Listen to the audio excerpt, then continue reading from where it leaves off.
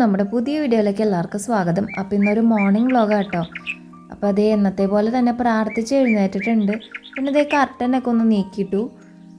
ഇന്നെന്തായാലും ജനൽ തുറന്നിരുന്നില്ല. അന്നാമി അടുത്ത് കിടക്കണ കാരണം ഞാൻ അങ്ങനെ അന്നമോള് റൂമിലുള്ള ദിവസങ്ങളിൽ ജനലൊന്നും തുറന്നിടാറില്ല കേട്ടോ. പിന്നെ കുറേ നേരം ഇങ്ങനെ നോക്കിയിരുന്നു.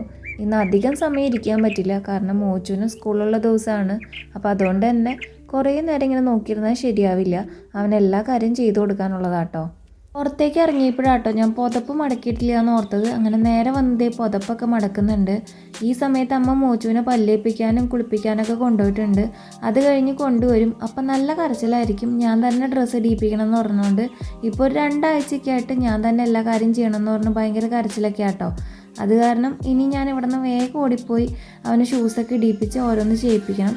അതൊന്നും വീഡിയോ എടുക്കണ്ടെന്ന് വിചാരിച്ചിട്ടാട്ടോ. അങ്ങനെ ഡ്രസ്സൊക്കെ മാറ്റിപ്പിച്ചിട്ടുണ്ട്. അമ്മ ഫുഡൊക്കെ അവന് കൊടുക്കുന്നുണ്ട്, ചായ കൊടുക്കുന്നുണ്ട്. കൂട്ടത്തിൽ അവൻ ഫോണും കാണുന്നുണ്ട് കേട്ടോ.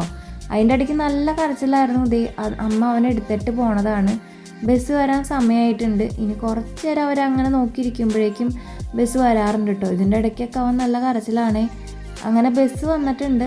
ബസ്സിൽ ആളതേ കയറിയിട്ടുണ്ട്. എനിക്ക് ടാറ്റയൊക്കെ തരുന്നുണ്ട് കേട്ടോ. അതിൻ്റെ ഇടയ്ക്ക് കരയുന്നുമുണ്ട്.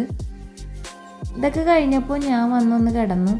അന്നമോൾ എഴുന്നേറ്റിട്ടില്ല. എന്തായാലും അവളുടെ കൂടെ കുറച്ച് നേരം കൂടി കിടക്കാമെന്ന് വിചാരിച്ചു. എന്നും ഇങ്ങനെ തന്നെയാണ് കേട്ടോ. അവനെ പറഞ്ഞു വിട്ടതിന് ശേഷം ഞാൻ വീണ്ടും വന്ന് കിടക്കാറുണ്ട്. രണ്ടാമത് കിടന്നിട്ട് എനിക്കങ്ങനെ ഉറങ്ങാനൊന്നും പറ്റില്ല കേട്ടോ. അപ്പം ഞാൻ എഴുന്നേറ്റ് പല്ലേക്കാൻ വന്നു.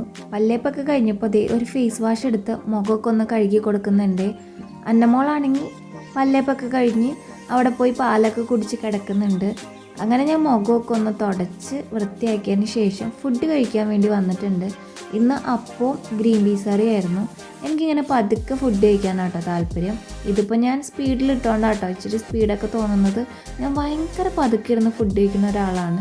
അങ്ങനെ ചായയൊക്കെ കുടിച്ച് കഴിഞ്ഞതിന് ശേഷം ബാക്കിയുള്ള ചായ എടുത്തുകൊണ്ട് ഞാൻ റൂമിലേക്ക് പോയിട്ടുണ്ട് കേട്ടോ. ഇങ്ങനെ എഴുതാൻ വേണ്ടി ഇരുന്നിട്ടുണ്ട്. ഇതെന്താണ് എഴുതണതെന്ന് ചോദിച്ചാൽ എനിക്കെന്നെ അറിയില്ല. എനിക്ക് മനസ്സിലേക്ക് പെട്ടെന്ന് വന്ന കാര്യങ്ങളൊക്കെ ഞാനിങ്ങനെ ഒരു ബുക്കോ അല്ലെങ്കിൽ ഡയറിയോ ഒക്കെ എടുത്തിട്ട് ഇങ്ങനെ കുറിച്ചിടാറുണ്ട്. ഇതിപ്പോൾ വീഡിയോയ്ക്ക് വേണ്ടി എഴുതണതാണെന്ന് വിചാരിക്കണ്ട കേട്ടോ. വായിക്കുന്ന ആളായതുകൊണ്ട് തന്നെ മനസ്സിൽ എന്തെങ്കിലും ചിന്തകൾ വന്നു കഴിഞ്ഞാൽ ഇങ്ങനെ എഴുതിയിടുന്നത് ആദ്യം മുതലുള്ള ഒരു ശീലമാണേ. ഈ റൂമിന് കുറച്ച് വ്യത്യാസമൊക്കെ വന്നിട്ടുണ്ട് കേട്ടോ. ഇവിടെ 2 കട്ടിലുണ്ടായിരുന്നു. അതിപ്പോൾ ഒരെണ്ണെടുത്ത് ഹോളിലേക്ക് ഇട്ടിട്ടുണ്ട്.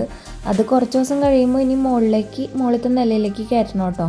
പിന്നെ കട്ടിലൊക്കെ ഇങ്ങനെ ചരിച്ചിട്ട് ഒന്നും കൂടി ഒന്ന് വൃത്തിയാക്കി എടുത്തണ്ടേ. ഒരു പാട്ടോടോ.